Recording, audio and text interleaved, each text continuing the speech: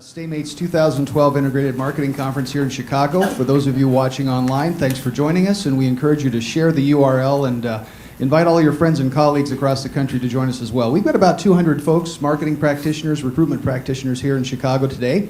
And actually for 3 days, this is the first of 2 live broadcasts we'll be doing from the conference this year. And this year's first live session is ParentsTALK Live. It's the first time we've done this particular session.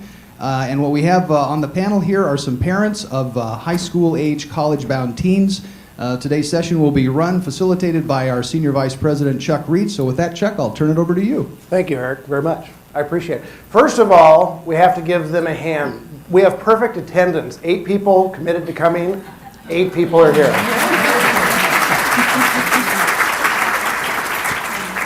That's always nice to have. So a couple of things before we get into this. One, we're going to have question and answer throughout. We want to make sure we cover all the topics you want to cover in this. There are several constants in the world: death, taxes, we all have parents.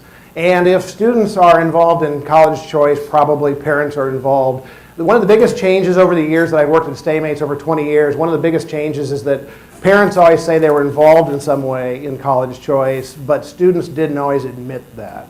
And now in research, we see very clearly that students do say parents are involved, maybe not making the decision, of course. We'll find out some more here in a moment. But as far as actually helping with the short list and doing the research and all. So parents are very important, and oftentimes we don't recruit parents, we don't market to parents. And that's one of the reasons why we wanted to have this particular panel today. What I'm going to do is ask people, each one of them, to introduce themselves, give you a little bit of background, perhaps what they do, their family, a little bit, not so much about college choice, but more just a little bit of background. I want each one of them to introduce themselves, and we can start on either end. Who wants to go? Go ahead. My name is Abby Grant. I work part-time as a teacher. I have 2 children. I have a son who will be a sophomore in college, and I have a daughter who will be a senior in high school, so she is starting her college search. We've looked at several schools for her. She does not want to go to the same school as her brother, so it's a whole different experience for us. Okay. My name is Mary Herner, and I do not work outside the home. I have 4 children. My oldest daughter graduated in 11 from the University of Montana, and she just sat for her MCATs. My son was at the University of Kansas, and he didn't meet his expectations there, so now he's at the local junior college, Triton. And my younger daughter is just in the process, and she's interested in going to the Colorado State University. So she's working on getting her ACT score up so she can get a reduction in tuition, which is her goal right now. And then I have a little guy who's in 8th grade. So. Who all of you will be recruiting anytime now. My name is Betsy Butterworth, and I have a very interesting position here. I am the Director of Marketing and Web Services at Dominican University. So a lot of my focus is on recruitment marketing. And then I also have an 18-year-old daughter who just completed her freshman year in college at Dominican. So. Hey, good morning. My name is Mike Hader. I work for Motorola Mobility. I'm the Senior Director of Engineering. We work on handset software. My wife, Jill, had a degree in therapeutic recreation. I have a daughter, Haley, who's currently a sophomore at Bradley, or finished her sophomore year at Bradley University. She's going to be a junior. She's majoring in psychology. I have a 17-year-old daughter, Michaela, who will be a senior in high school and is still undecided about where she's going to go for college. And I have a 16-year-old son named Sam, who really doesn't know what he wants to do other than play Xbox and play soccer. Hi, my name is Dawn Hendon. I'm a divorced mom of 2, a graduate of Bradley University, where I have a son starting his junior year next month. And I have a daughter who will be starting at Talladega College this fall as well. She was homeschooled this last year, and we fast-tracked her, so she's a year ahead of schedule. My name is Sharon Shelton. I have 2 daughters. One is headed off to college. The other one is a junior. My oldest is going to be going to Xavier in New Orleans, and I'm a stay-at-home mom. I'll take this one. Hello. My name is Lizette Marshall, and I am the mom of 3 children. My oldest son, Marvin, is just finishing up his freshman year at Knox College in Galesburg, Illinois.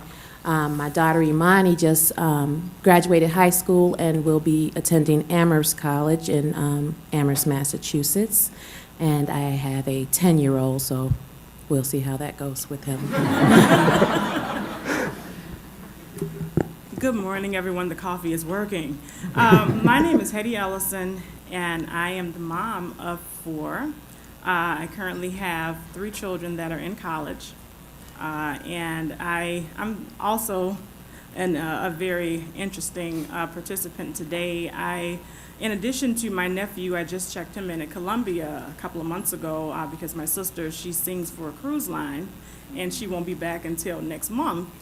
And I also, my girlfriend is a director of a TRIO program, and so I've watched over the past 3 years the lack of funding and the cuts with the federal government, and they have not been able to take any children on any college fairs. So what I did this year, because I work as a consultant by trade, I have been working in government and community affairs for about 20 years now, I hosted a free college tour in the beginning of this year, and I utilized Talladega College, which is located in Alabama, and they literally paid for the 2 buses to bus the students in. And these were students that were children of veterans, they were from disadvantaged households or from displaced workers, and they literally accepted all 100 students. And since then, I have gotten about 180 students enrolled into college. Okay.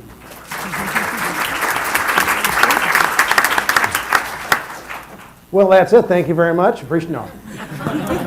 The last question, I'm going to just ask one question of you all to go back down. And this is the last time we'll go in order, perhaps. But I'm interested in, I think for a little more background, the college choice of your students, the ones that have already gone or are going to go. Talk a little bit about the college choice and maybe that first child and some of the things you experienced and how it changed as you went to second and third children, perhaps, or whatever. But the experience of actually visiting and picking a college. Okay. Well, I'll kind of just start from this end because I know when we started off, you were saying that the parents usually pick the colleges for the students. And with my nephew, I experienced something really unique, and that's why I'm going to utilize him instead of my own kids, because I kind of let them choose where they wanted to go, because I think kids are more successful when they choose. His mom wanted him to go to Talladega because my son is a junior there. And he really didn't want to go to Talladega College, and he really wanted to go to a school that he thought would benefit his major and his interest, which was communications. And after taking him and talking to her and saying, okay, she's on the boat, she can't do anything. By the time she comes back, you're already being enrolled, and, and kind of advocating for him and kind of overly taking advantage of my authority, me having the authority at that moment. I enrolled him at Columbia, and he was just ecstatic. And to see that he even went beyond his major for communications, and he decided to go and look at management in music and the industry, and with a concentration on advanced management. And I was really proud of him because he's an excellent writer. And when you have a kid that has special abilities, then you should really focus on them being at an institution that can really groom that and bring that out of them. What was the question again? I was like caught up into listening to her. It's easy to do. The influence, the first time, the first child, the college choice process, the first time you went through it. Right. Maybe just what you had to experience, what you learned in that, and just talk a little bit about that experience. Okay, so I went through the process for the first time last year with my son, who I learned a lot with my son. His main criteria was weather and skateboarding, so he wanted to be in LA. Luckily, I found out that was his criteria before it was too late. But so he's a smart kid, good scores, underperforming on grades, but not bad. And to contrast him with my daughter, who is like an overachiever in every aspect of the. So my experiences were quite different. So that last year, my first time, was my learning year. I learned a lot, and I thought I knew about college because I went to college, but that was very many years ago. And I wish, last year, that there was more direct communication between the schools, Common App or whatever, with the parents, because I would have liked to know like certain deadlines that I didn't have to, without having to get that information from my son, because that's sometimes difficult. So that was my learning year. This year, I'm like a pro. I was talking to some people, and they were like, good Lord, you know about every single school in America, because my son was focused on all those West Coast schools, so I got very familiar. And then my daughter this year, she wanted to go east. So I know about every school along the whole eastern seaboard, everywhere I know. So, so this year, a great help to me, my daughter was in a program, I don't know if any of you guys are local or if you're familiar with it. It's called Chicago Scholars. And they do an on-site college admissions fair. They prep the kids along the way with the Common App. They're assigned mentors that help them with their essays and with choosing schools. So we became aware of Williams, Amherst, those types of schools that are not necessarily very well known in the Midwest, unless you're in education. But we don't really. You don't hear a lot of kids from here pursuing those schools, and there are some excellent schools. So that program, and another program, Quest Bridge, she was a part of, that really, really helped direct her search and lead her to a school that would be a good fit for her. She was able to visit a few schools through Quest Bridge as well. And it led her to some schools that we would have never even considered, that we didn't, know existed. So after my 2 years now, I feel like an expert. You're a pro, that's right. Okay? Well, my daughter had always picked all these big top colleges when she started in high school. When she started to really get serious about it, all of those schools had been pushed off the table, and she had a whole new group that I never thought that she would think about. So she went on a few college tours, and the school that I actually wanted her to go to, because she said that she wanted to go to a medical school, I always kept it on the bottom. And when she started filling out applications, and she went to visit Howard, and she went to Wartburg, she came back and she was like, oh, I don't know, but I kind of like Howard. So I said, well, we got one more little stack of applications, and I want you to send these in. So she got those in. She got accepted. So she decided, I'm going to Howard. That week, the papers came back in from Xavier. I wanted her to go to Xavier Medical School. And she was like, I don't think I want to go down there. They haven't did any work down there. I don't want to go, and it's terrible. So I told my husband, let's just get her a ticket. We bought her a ticket. We sent her. All by herself, she's like, oh, Mom, this is going to be wretched. I just know it's going to be just terrible. She's saying, you're going to make me go by myself? I said, yeah, this is life. This is it started. So she went down. She called me crying that night. She got in. It's going to be wretched. It's going to be wretched. She called me that morning. She's like, Mom, this is great. I love it. She said the rooms are nice. Everything that they put out on the schedule was on time. My paperwork is done. So she said, I'm going to go to Xavier. But before then, my husband had bought every college catalog you can imagine so she can look. So she looked and she looked. And when it came down to the paperwork, he brought it all in there and he gave it to her, fill it out. She had to go through the whole process, and when she finished, she had to explain it to us, explain everything, the money, what if we got partial scholarship. She had to do all the work, and now she is a pro. So I was telling her I was coming here. She said, "Why are you going?" She said, "I did all the paperwork." And so Dawn asked me, so I'm going. I wish that if you could go, you could go. So, but she would have been a great person to have brought for you guys to talk to, because she knows the process better than a admission office. Hey, we've got a student panel tomorrow. That's fine. Okay. All right, Don. My process was a little bit different with my son. He was at boarding school, so I was kind of indirectly guiding him as much as I could through the phone and internet.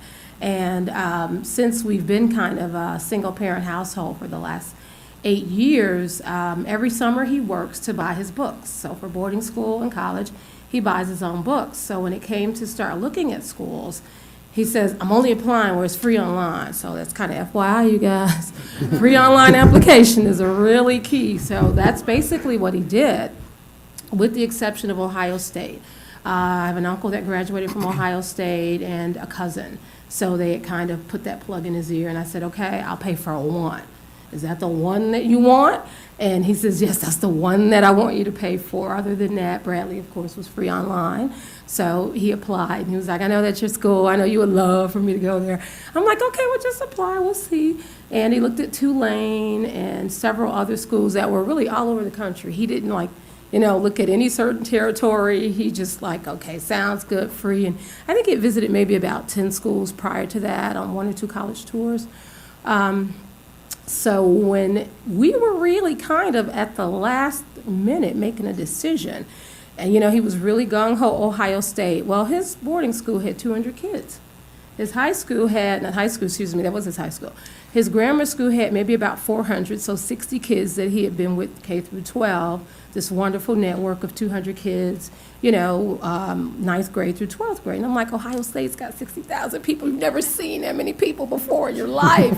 You don't know what you're talking about. So I said, "Okay, let's just take a ride to Bradley. Let's check it out." He said, "Okay, Mom, fine. We'll just take this ride."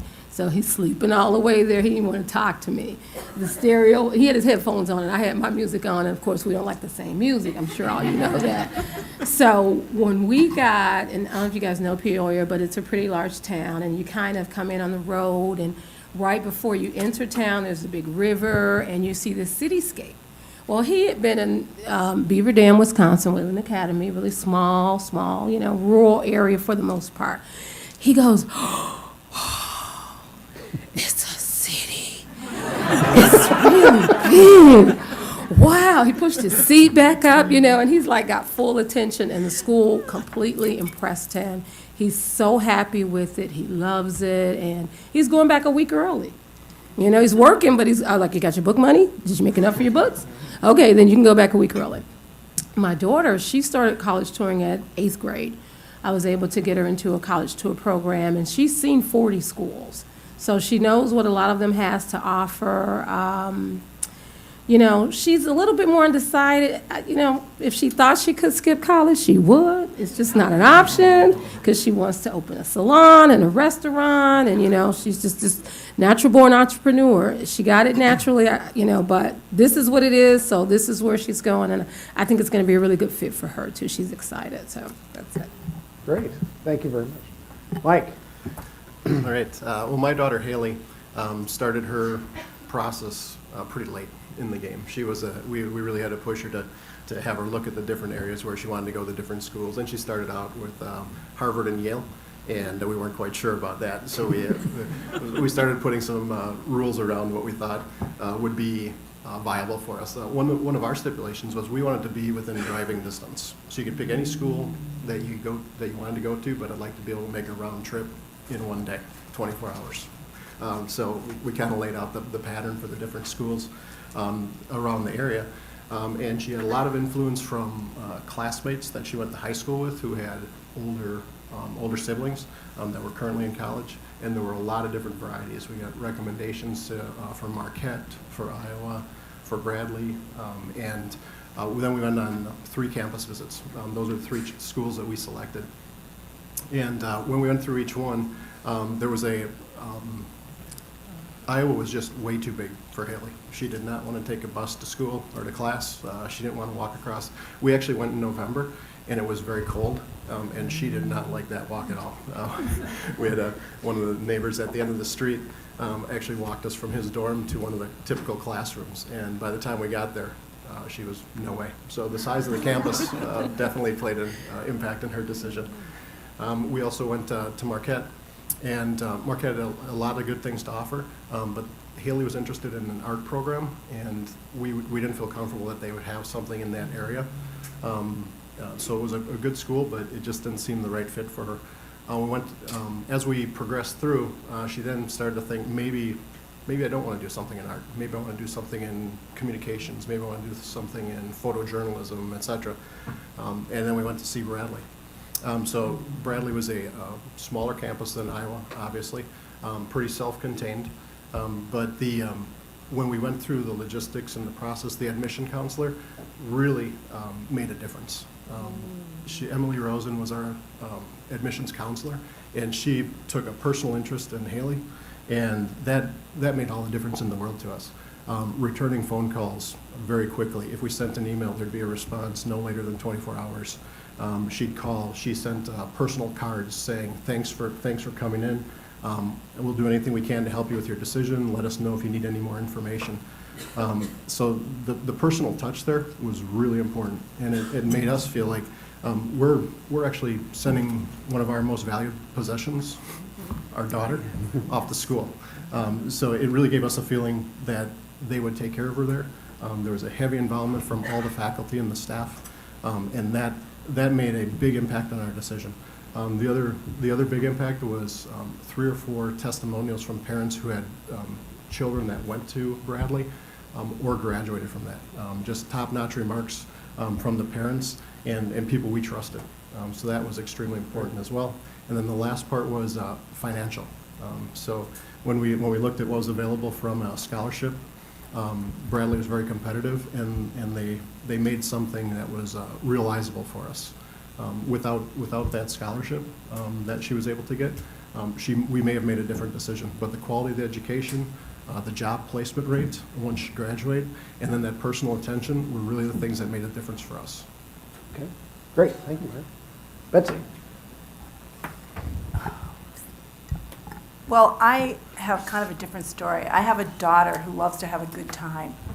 And she spent a lot of high school having a great time. She's a very smart child. She's a brilliant writer. She's an excellent artist. So our college process was really about me corralling her. We started because of my job in 8th grade, I took her to a college fair and took her around, and she got really excited, enthusiastic, but in high school things went another way. But we did do college tours. Went to University of Georgia to look at Georgia because I have a sister that lives in Atlanta, and then all of our family is in Boston, so we toured all the Boston schools. But when it came right down to it, knowing my child, she needed to be in a small school, and she needed to be, even though she wanted to be in a big school, she went to Oak Park River Forest High School, which is a huge school.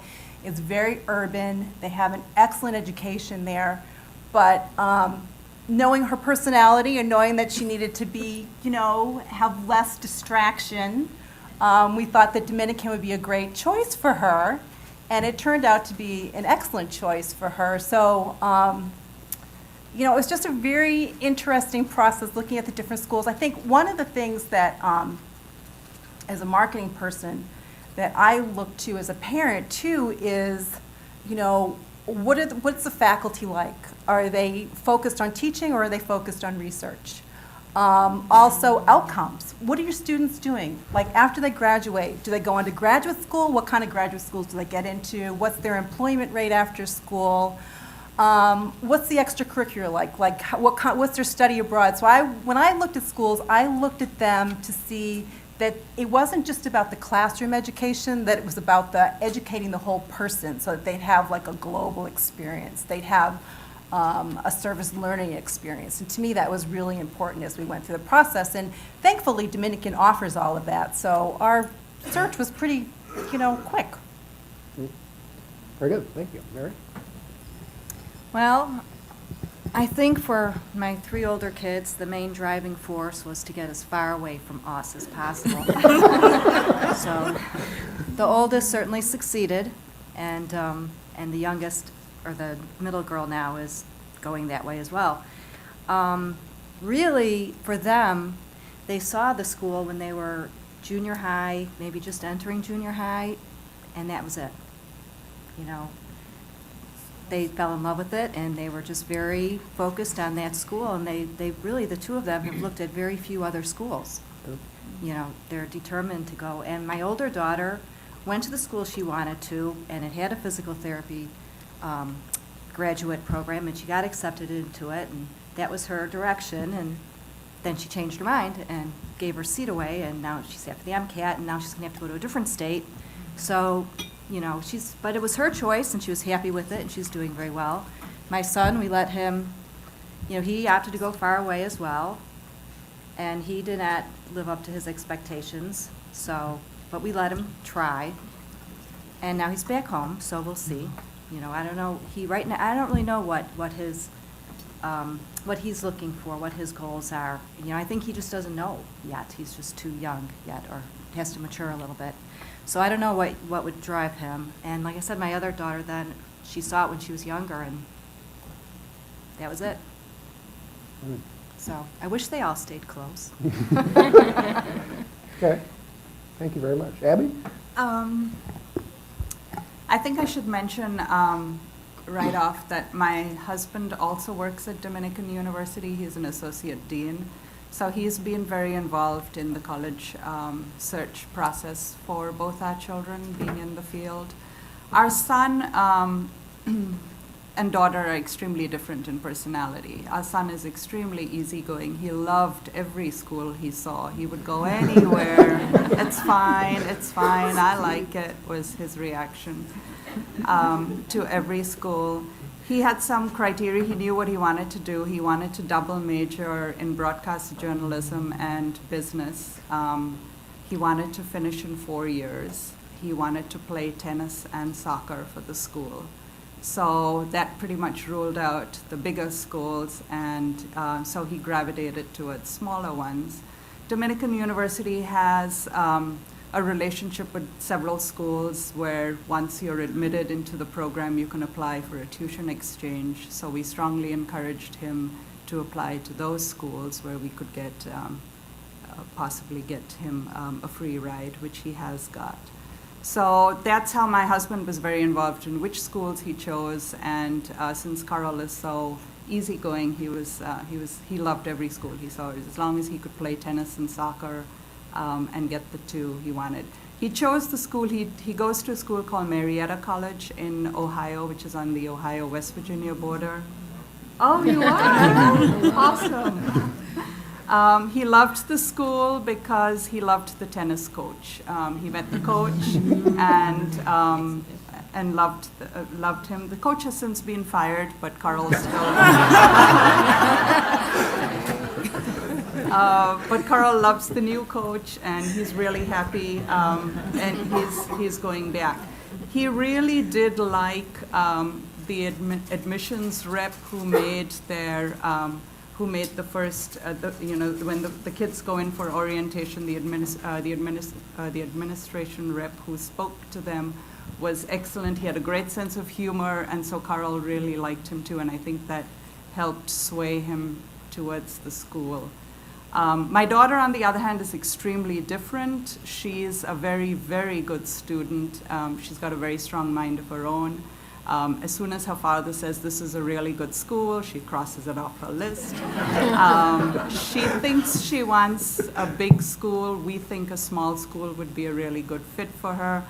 so she's going to a big school. She's seen quite a few. We've also given her, she would like to go to California. We've told her driving distance, so she's going to stay somewhere in the Midwest. She's seen 9 schools so far. We're going next week to see another 4. And she's really not sure what she will do. She's process of elimination. I think she's choosing business as her major as of now. And she too is strongly influenced by the people that she meets at the school, the staff, that the people who take them around. If there's somebody who's fun and who makes the whole tour look like fun. And I'm not talking about party, I'm talking about just sounds like a really nice place to go to and something that she thinks she'll fit in and she'll be happy, and she keeps that school on her list. So. Okay. Yes. I just wanted to quickly just speak on the other 180 children that I have now. And just that experience because of the economy, and I've been working as a mediator between the schools and the schools that the children are coming from, that they're graduating from. And I know the pain that you guys go through, because I wanted to stab a couple of counselors myself, because it's always a drag in getting all of their final documentation in. But one thing that I would like for you guys to consider are things that do not harm the institution, but actually help the children that are trying to get into the institution. And that is like the housing fee. A lot of those households who are experiencing financial difficulties, they cannot afford the $200 to the $500 to pay up front and also get the children ready to get to the school that fall. And so what some institutions have done, they have come up with a housing waiver form, which is a form that the student signs off on, giving the institution permission to add that fee into their tuition cost. That helps the parents, and it creates a team environment where the parents do not have to come up with that money up front. And it also gives that child an opportunity to actually be able to go to school, and that not be the factor that causes them not to make it there that fall. In addition to looking at some of the requirements, because what we have had a lot of our students, especially here in Chicago, are students who do not make that GPA requirement, who do not have that 2.0 GPA. But I had students who did not have a 2.0 GPA that had like 24s and 26s on their ACT scores. And a lot of times their GPA is so low because of the environment or the conflict areas that they may live in, or other family issues, just anything that can cause them not to be able to be the best student that they could be in class. But in that case, if you guys do not have a bridge program, which again goes back to those of you that do have bridge programs, please consider them having a contingency contract, because a lot of those low-income households, or those households who don't have money during the summer, they're expecting those kids to work so that they can have some kind of financial input to be able to pay to help themselves go away to college. And in that contingency contract, it is a contract between the institution and that student, that they have a clear understanding that they must maintain a 2.0 GPA at minimal to be able to stay at that college. For those students who don't have that 2.0 GPA coming out of high school, those will actually end up being your most successful students, because they're so happy that somebody is giving them an opportunity to prove themselves. And they may in turn end up being the first graduate in their own families to actually get out there and be successful. You're welcome. They make my job so easy. This is a great group. Okay, I'm going to open it up to people that have questions, and we have a couple of microphones, and if you just wait for the microphone, that'd be great. And I want you guys to feel comfortable saying whatever you want to say. There are some of us in the room that work for community colleges, so I would be interested in knowing, did you consider a community college? And if not, a really honest answer as to why not. Well, for anybody? Anybody? Anybody? I didn't consider a community college for either of my children. Even my older slacker son, I didn't consider it. Because honestly, and I don't know if it sounds, I don't know how this might sound. You said say whatever, right? I worked so hard as a parent. I jumped in with both feet, and that's not what I expected for them. I felt that they, should do better. I kind of look at a community college as if you can't go to a regular four-year college or university. So, my son was ACT 24.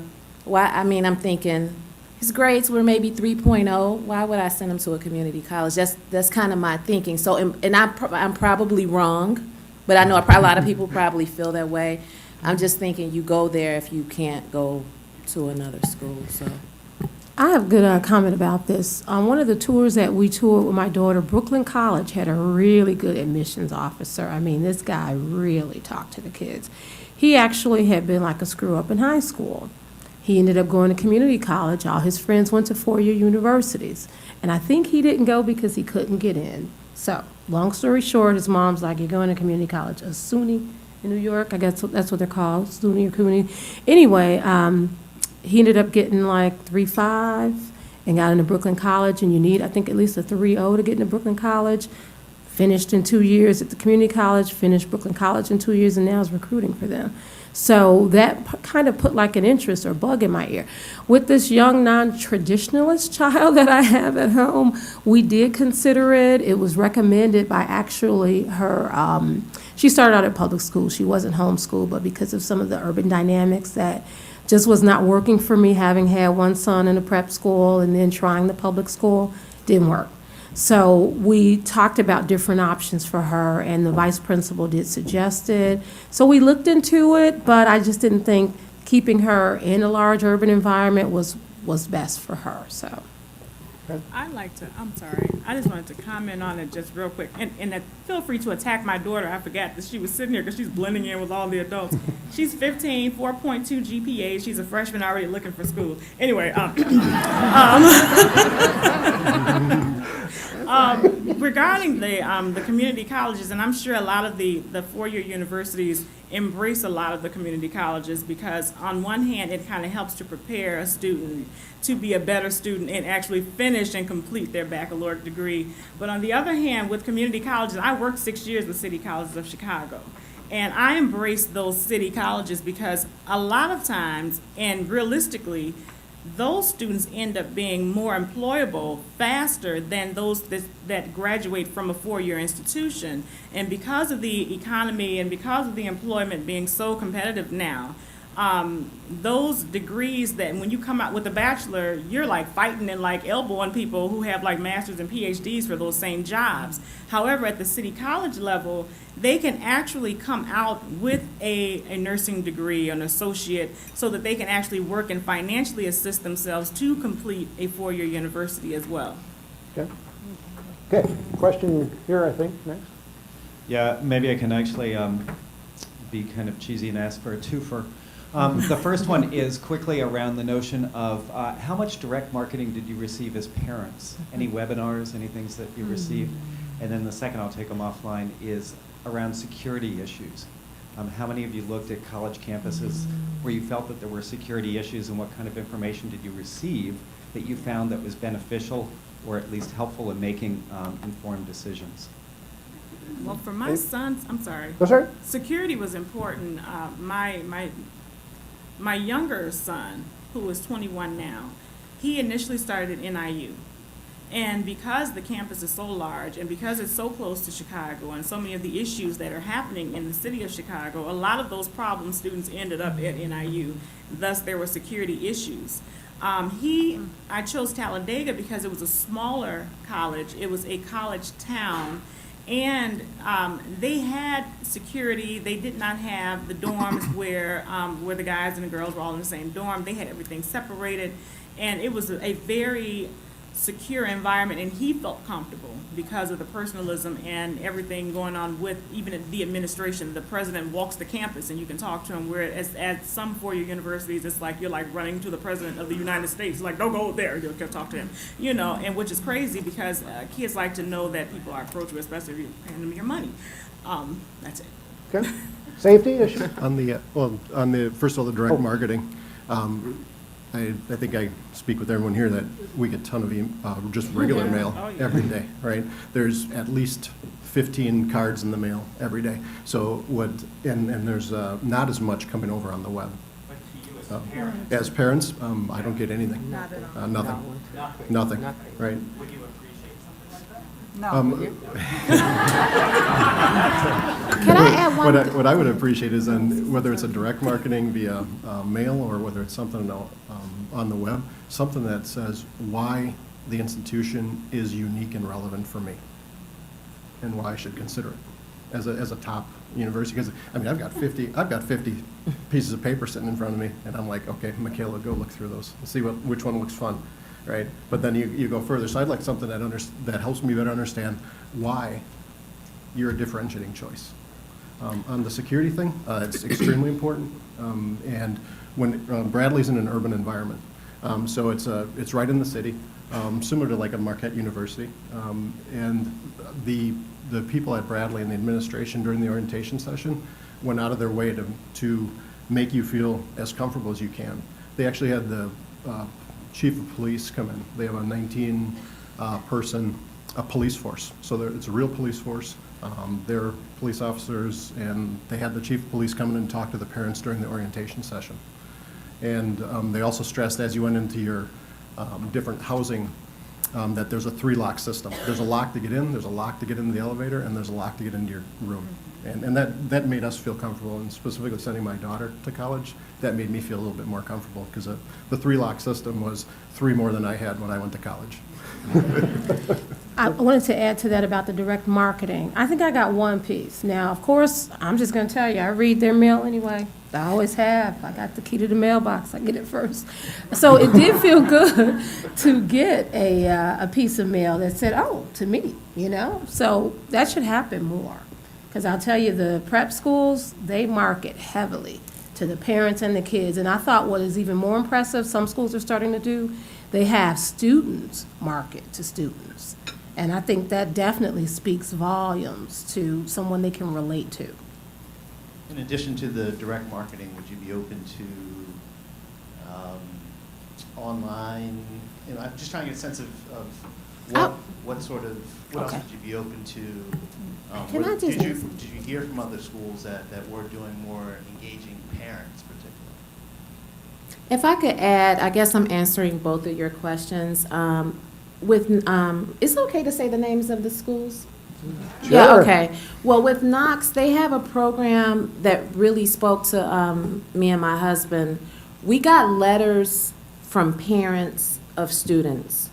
I don't know how they got these people to do this. I mean, we got several, like 2- and 3-page heartfelt letters about what Knox has meant to their kids, what Knox has meant to them. I mean, some were from current students, some the parents were parents of graduates. That made a difference. I mean, because these people they didn't work for the school. They weren't doing work-study calls or whatever. This was just from their heart, and they're mostly local people, too. Knox is in Galesburg, Illinois, so a lot of Chicago kids, but they have a big international student population, too. So, but we got letters from all over from parents that kind of helped me. So. What about other direct marketing or messaging formats? You two said you didn't want any mail at all to parents. Well, speaking for myself, we were inundated with mail. And with my son, because it was our first one, I kept it all and I tried to look through it all, and it just became too much. With our daughter, she's pretty decisive, so she looks at it and then we either just pitch it out or she holds on to it. So she holds on to very few. And I don't think that if I were to receive mail addressed to us, it would make very much a difference to her. I don't think I would have the influence to say, you know, oh, I got something too, let me share it with you, because I'm looking at what she's receiving too, so. And your son got it and liked everything, right? So, Yeah, well, yeah. Betsy? I'm not interested in being marketed to as a parent because I'm really curious about how the school's talking to my child. I want to know what information they're sending my child, what kind of tone they're using with my child. But as a parent, I wanted to know the mechanics of the school, like getting my child to school, what's the financial aid like, how do I go through that process, especially as a first-time parent. What do I need to do to get her there? And because my daughter moved into the dorm, like, what is that about? Like, how does that work? I just wanted to know, like, the details of how to make this work for her and how I could support her. As far as the academics, I didn't want to know any of that as a parent from any of the schools because I wanted to read the stuff they were sending to her. Good. Mary? Right, I believe the research is their job, so let them mail them or, send them stuff online, however, but, their job is to research it, and then I step in at the later stage when they have a couple of schools. Okay. I was just gonna say, for me, emailing is better, because sometimes when they send the cards, it kind of gets mixed in with like the Domino's pizza stuff and all of that, and then people may end up tossing it out. But I think that it's very important, and as well, if you get emails from not only other parents, but from alumni of that school that are in those particular communities and areas that you're marketing, to have your alumni association identify who's in those areas and have them kind of reach out to give their own testimonials of their experience as a student there. Okay. Very good. Eric? At some point, you all became familiar with the colleges that your children are going to or are planning to go to. Direct mail inundated. What about the website? Is the website key in the research that you did? And what was it about the website that made you, that gave you the answers you were looking for? Well, I can answer for my daughter. We signed on the email. Every email she got, I got. And if I thought it was something we should talk about, I sat down and talked about it. If it was something that I thought was nothing, I really didn't go through it. But things that were interesting and I wanted her to address, those are the things that we addressed. And it was great for us to go through the emails and hear what people had to say about the school or anything that was important that I thought that we should touch base on. So the email was great for me. Well, the website. I was just gonna say, I'm gonna be honest, I get too many emails. I just don't have the time. I'm not gonna do it. I mean, so if it's a slick piece, I'm gonna read it. If it's a postcard, I'm probably gonna toss it. What did help me in terms of the websites for the school, and this stood out with me with Bradley now, and I would highly recommend it if you guys aren't doing it. They have a really nice graphic design of room layout for the dorms. So you can know what actually fits in and what doesn't. And that was really helpful, even in terms of dimensions of bringing in a futon. Because some don't fit, but some will. And it just, literally, my son's room the first week, I was like, yeah, I want to live here, I want to come back. And that really helped in planning. So, just don't have a website. These kids are so high tech now. I mean, it's amazing. I mean, I don't think any parent can communicate with their kid without texting. I had to teach my sister, so I was like, you are not gonna hear from her. They don't answer the phone, they learn what they are. And it's so funny because I'm messing up texts. I was trying to say BBQ and I sent out an NBA text. So I was like, my bad, So, yeah, make it more sophisticated. And I would say let your current students help to design the websites because they know what they're attracted to and what their friends would like. Okay. For parents, what about websites? Yeah, from a parent perspective, a website was ease of use was key for myself and my wife. One of the recommendations, one thing I saw was in A to Z. So if you want to look at admissions, you just click on A, whoosh, you'd find it. If you want to look for financial aid, you click on F, right, and it sends up the list. So it's a very easy way to find a lot of information that sometimes you spend 20 minutes poking around trying to find it and you just give up. But that way it is categorized so you could easily find anything as long as you knew what the first letter was. So that really helped us. The website was really important to me from a graphic, what kind of photos they had, what kind of feel did it have, what kind of language did it have, because, I'm a big language person in their messaging, and also, of course, the navigation. How easy could I find information about academics, about financial stuff, all that important stuff. But what was more important to me was the social media, actually, as a parent. I was very curious about the Facebook page. I was very curious about the Facebook page that was established for my daughter's incoming class and what they were saying on that. Also very curious about Twitter and what they were, what was going out there on their Twitter feeds and what kind of information they were feeding. So I think social media really, you need to look at that as a parent too. And I also as a marketing person. We have a question from online. Someone wants to know if any of you participated or plan to participate in a Parents First Year Experience program at the college that your student's going to. Are you familiar with that Parents First Year Experience opportunity? Does that sound familiar at all? Well, Dominican has, they're very involved with the parents, so I did everything. I went to Welcome Weekend, and even though I worked there, I moved my daughter in.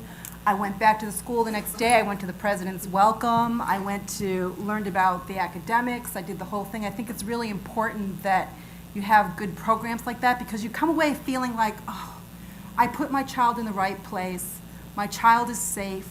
My child is going to have a lot of great opportunities. So, yes, it's key.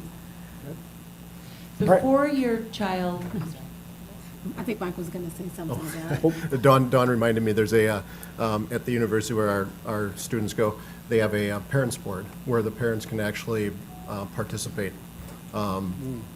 with the full faculty. And we get a chance for us to bridge between the admissions, between the faculty and the parents. We get a chance to participate 4 times a year. There's a meeting, and we get to go down, and it's a Saturday morning. We have different committee meetings about how we get more employers in to actually help recruit our students and offer internships and also advancement and placement committees. So it's a different way to participate. So it's not exactly what was being referenced, but it's a way that the parent feels they can participate, and it's only 4 times a year, so it's not a dramatic influence on your time, but it's a way to stay connected and actually see that you can have an impact and influence where your child's going to school. And actually, if I could add, it always falls, spring and fall falls during Parents Weekend, so it's perfect. We're usually going anyway, so it's a good time to connect with other parents and engage with your child. So it's a really good system that they set up, and it works quite well. They actually take into account our input, and we've seen changes happen as a result of things mentioned at the parent board meetings. Okay. Question? Yeah, Brenda? okay, before your children made their choices, this is a 2-part question, were you familiar with the schools they were looking at? And if you were, what made you familiar with those schools? And would you have let them go to a school that you had no familiarity with or that you had simply never heard of? Like, what were you hearing or seeing that made you feel comfortable to even let your child look at a particular school? Okay, this will be my last answer. I feel like I'm hogging. Actually, Hetty and I were connected through a person that we have that's a mutual friend. And when I started looking at this process for my daughter, it was kind of interesting. I'll say it real quickly. She took the ACT a little bit earlier as a practice for me. I was like, take it in December. Let's see how you do. She started getting mail and calls from some of the schools that we had put down, like, do you need help with the application? I'm like, do they think you're a senior? What's going on here? And she said, well, I'll have almost enough credits to graduate. If I take a night class and a summer class, I can graduate early. I'm like, okay, well, maybe we should. And that's how I got introduced to Hetty and the Talladega experience. So, yeah, I did, and we're excited about it. That's it. Abby? We sent our son off to a school we'd never heard of before.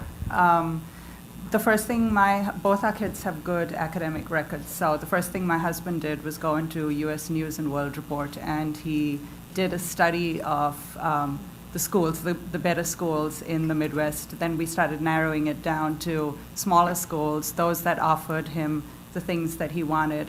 And so he came up with this composite of several schools, and Marietta was on the list. We'd never heard of it.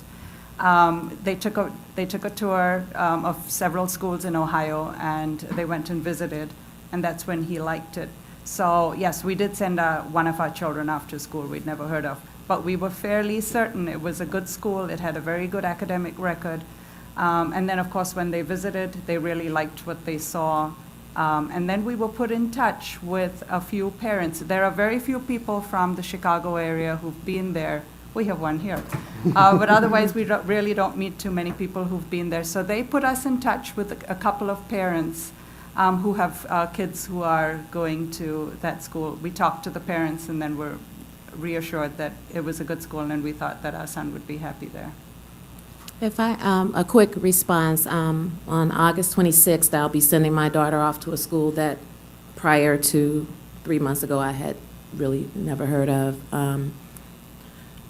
And my process was similar.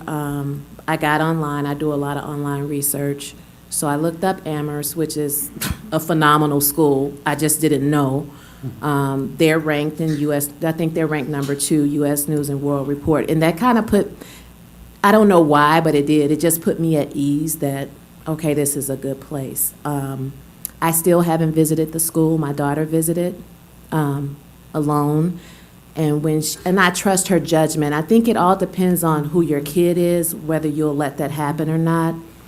My daughter's very mature, so far, knock on wood, has made very good decisions.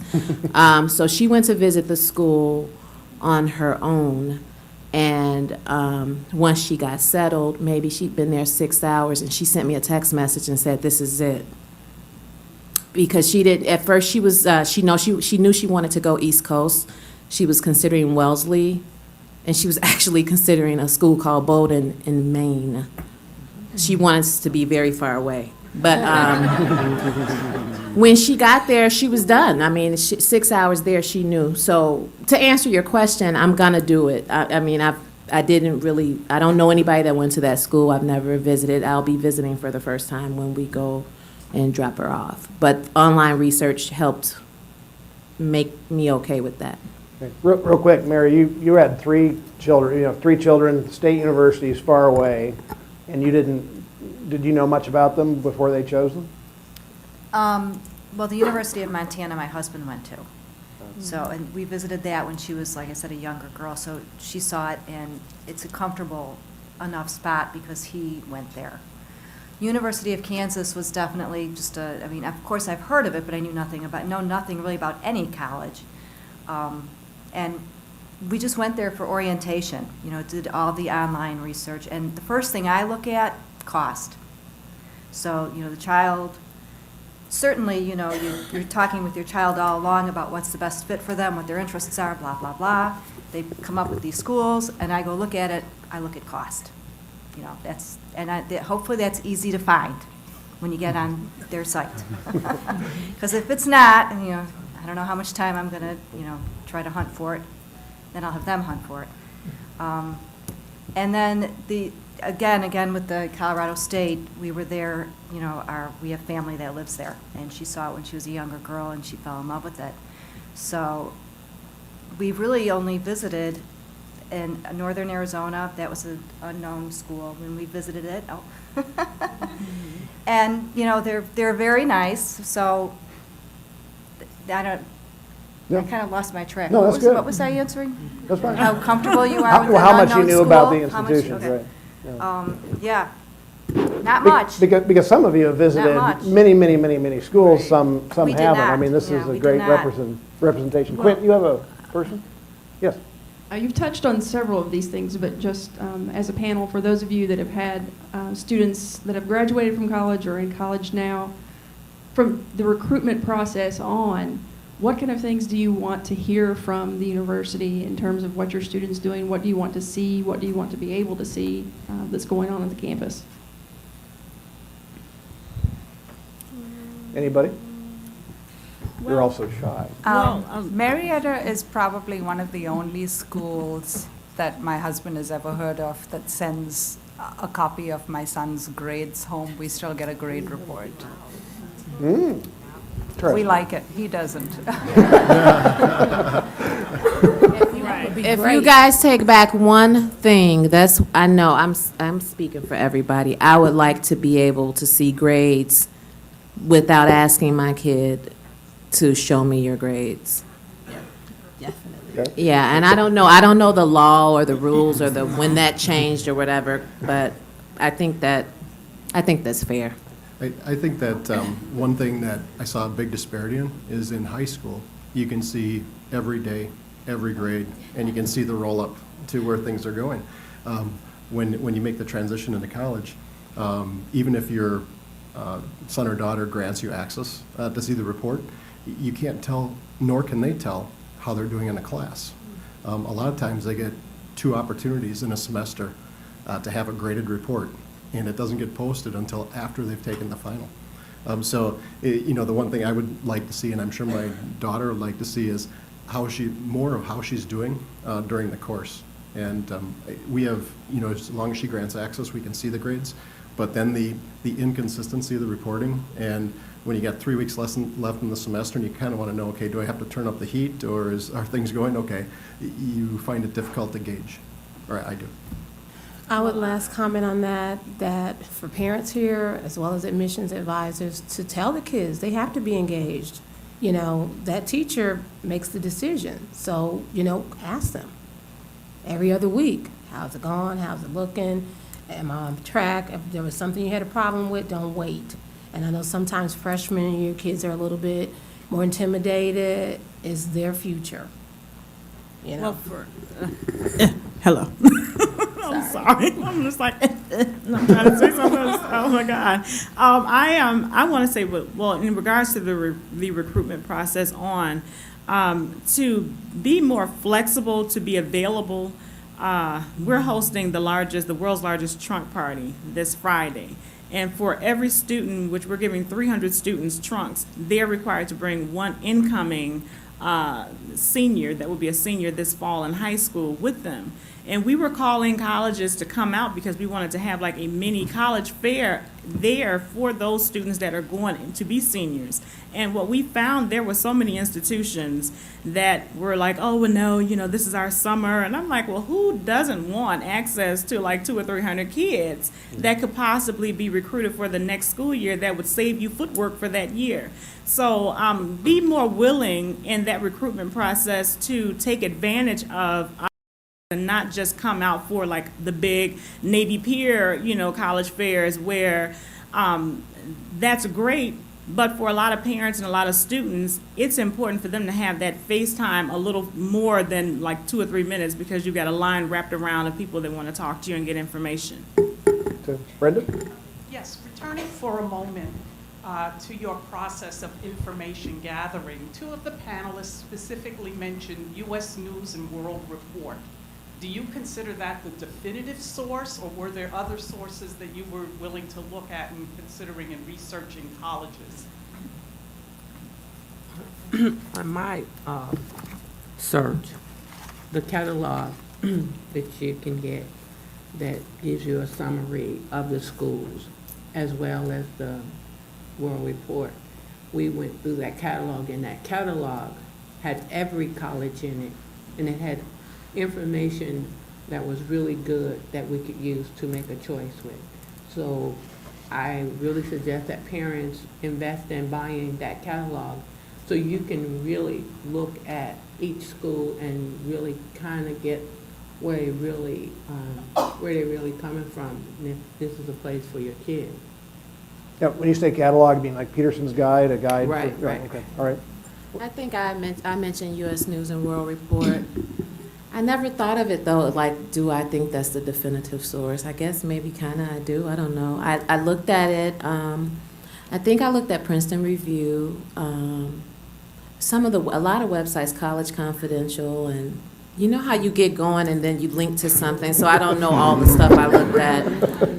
But I did consider that as whether it's true or not, I just looked at that as an impartial source of material. So I think, yeah, I consider that a definitive source. But the school's website, somebody asked this earlier, and I wanted to mention, the school's websites were important to me. Not so much for I'm kind of a touchy-feely person, so not so much for like the hardcore data, information, logistics somebody was talking about, but the feel you get Like, do those kids look like they're having a good time? Do they look like they're having, is it staged? Is it real? Do the pictures look realistic? Does it look like the type of environment?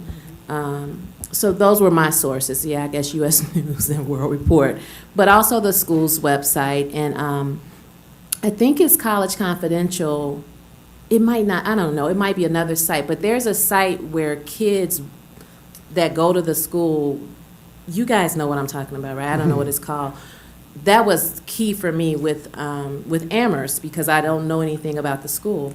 So that was key for me. So there was kids who go to the school talking about, they were very frank. There weren't all good reports, about, if the kids were stuck up, who parties too much, or who does this. And so those kind of resources are good. And I guess they're not controllable by you guys, but I used all of those things, all of those tools. Okay, Dawn? I used Google. I'm a Google guru. So if I want to know something specific, I'm going to go, what does X, Y, and Z school do about, and my daughter was online, yesterday looking at Talladega, and she brought this point up, like I said, since 14, I've been looking at boarding schools, colleges, so 6 years now. She goes, oh, Mom, look, the pictures are different. And Talladega is mainly historical black college, and we saw a couple of white kids, just got to say that. She goes, and it's not the same guy. See, look, it's a different person. So there's more than one. So I say that to say, a lot of Wayland material has my son on it. That's a nice thing. But you keep seeing him, and you don't want to keep seeing the same person. So make sure y'all have some different people, Right. Mix it up. Keep it really looking diverse. Love it. Good. Here. I just want to go back to the issue of cost. Talked about that a little bit before. I'm curious, at what point does cost become an issue for you? Do you look at the cost of an institution when it initially makes your list, and do you write it off? Or do you pursue the institution until the very end and then find out where cost is an issue, and then how much do you expect the institution to help you? Anybody? Well, for my sister, that was her main focus for wanting my nephew to go to Talladega College, because the annual cost was cheaper than him attending Columbia, being that it's still here in the same state. And I think that is a factor, especially for households who do have financial issues. But at the same time, what I tell a lot of the parents is that everybody is going to at some point have to enlist a student loan, because that's like the taboo word. You're like, student loan, ooh, I don't want that. I don't want to have to get a student. And I'm like, well, you don't want a job, because anybody, there is no amount of financial aid unless you're one of those programs and they have their kids like looking at, and they all apply for like 30 grants at one time, and they all they don't have to pay any money. But that realistically is not what a lot of programs are doing now. And just helping those families to understand that, yes, if you get a student loan, going through the process to teach the parents and the child that with those student loans, what options they have after college, because a lot of them are like, oh my God, as soon as you graduate, they're going to be after you. They're going to want the whole thing. They're going to want it. And it's like, well, no, you have options, and if you have to have multiple student loans, especially those who go to med school, a lot of them graduate within the 6 figures of owing. And so that's just some of the realities that I think are lacking in the educational piece, not only with the school counselors, but even with the financial aid counselors that are at the institutions. Okay. I have Others? a question to say that. Well, my daughter, like I said, we made her do all the paperwork, so she would know, because a lot of the schools that she got money to, she did not want to go to. So we ended up having to put some money in where she did decide to go to. But she's the type of kid that you could look on her wall.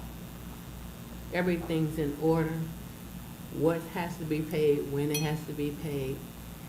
She's in control of those kind of things. She went to Walter Payton College Prep. and they stuck her in this really really pressure program. So that made her really pay attention, because she'll tell you, you fool me once, you won't fool me twice.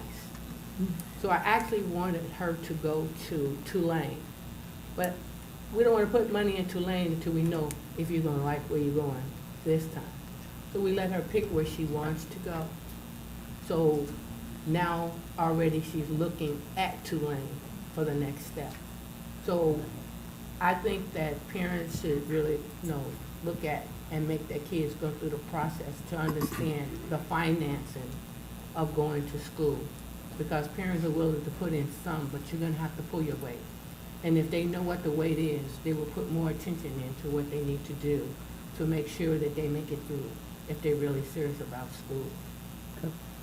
Real quick, we have 5 minutes left. We have time for a couple more questions. Anything else on cost? Can I just say one thing about cost? Of course you can say one thing about cost. You know, I think college cost is kind of relative. You know, you can look at you get sticker shock when you look, but you got to go through the process and see what kind of financial aid, what kind of scholarships you're going to get. So I'm one that's not like scared off by the price. I'm willing to go through the process and to see what kind of package I can get and what kind of, and I also expect my daughter to contribute financially to her education too, because I think it's important for her to have a stake in it beyond just getting the good grades. Okay. Can I quickly on cost? I'll be real quick. Oh, that's right. I didn't scratch, obviously Amherst is like $5 zillion to go there, so I did not scratch off because of cost. But what I did learn this year is that a lot of the more expensive schools are a lot more generous with financial aid. So I don't know if there's a way to communicate that to people. I just kind of learned as a result of my experience. And then as talking to people, actually I learned through QuestBridge, actually. My daughter went through that program, that a lot of the more expensive schools are very, very generous. It's relative to your income, so that might not really be what your cost is. So if there's a way to let people know that, you probably can capture some folks who look at the website and say, oh, I can't afford this, and don't even apply. Okay. Brenda, you have one back. Yes, I'm curious about the communications you receive from your schools after your student has started there. Do the schools continue communicating with you? Do you like that? Do you want that? Would you like to see something on the website just for parents? Are there communities online for parents? Those sorts of things. Mary? Montana did not, but KU had a parent newsletter that came once a month, and that was wonderful. Because you can just sit at your own time, your own leisure, and just read the newsletter and brief, a couple pages. Electronic. Electronic newsletter, okay. Even information about job fairs that were coming up was very helpful, whether it be an internship or a full-time people coming on campus to recruit. That was very helpful, so that type of communication continues to come out. Okay. Great. All right. Last question. Hi, I just wanted to know if y'all used social media at all, and was anything on social media determinative or helpful in making your decision about where your kids were going to go to college? And do y'all use social media at all, for instance, the college Facebook pages and that sort of thing, to keep up with what's going on at the university where your kids are attending? Betsy, it was for you. What about others? There's a newsletter from Bradley, too, that's electronic. And then there are a couple of Facebook or Google groups, I think, that, probably through the Parents Board that I know about. I don't use it much. I will read the newsletter at my leisure, but, yeah, I think it's nice. I don't know, I think it's a timing thing. I kind of check in with my son to see how he's feeling, how it's going. And I look forward to like the parents' weekends with the Parents Board to kind of see, and, we feed off each other and talk then and share and engage. But the grades would be nice. I know there's that law, but that would be lovely. Just ignore the law. I just quickly, I don't technically use Facebook, but I found it helpful I peek at my kids' Facebook account. They know I do it. It's not like I'm sneaking, but I was very comforted with my son last year with Knox to see the Facebook page made me comfortable, because those kids, when he went there, he knew like 30 people already. I mean, they were virtually knew him, but knew him, you know, and they were messaging and talking and planning get-togethers. They actually, a bunch of Chicago kids went to the beach together. So I don't know, I told you guys I'm a touchy-feely person, so that made me comfortable. That gave me a warm, fuzzy feeling that he was making bonds already, so that there was some connections there. So I thought that was a good use, but I don't use it. It's not so much the typical or traditional Twitter or Facebook, but there's a LinkedIn mentor group for people at the university. And so anyone that's interested as far as in an internship at a particular company, they can look up anybody on the mentor list. Do they work there? Can I ask questions about it? What does the environment look like? What do you do on a day-to-day basis? Or if they're looking for a full-time position. I found that very useful, and people post tips on interviewing continually there. What things make when you're interviewing, what you should do, what you shouldn't do, and you can imagine the types of things that are happening today. I thought that was very useful. It was information that came out. It wasn't like I was getting 20 or 30 emails a day, probably one every 2 days with a different set of information, but it was also a resource that could be used by the students. Well, I had some information that was emailed to me from alumni from Xavier in New Orleans, from parents from Chicago. They're giving a reception to meet and greet the students and the parents, and exchange information on the school, and to be aware if there's parents in the city that you can talk with. Okay. All right. I want to thank you. I want to thank people online for watching. And tomorrow we have Teens Talk at 10 o'clock starting, correct? 10 o'clock. But I want to thank you all very, very much. Thank you so much.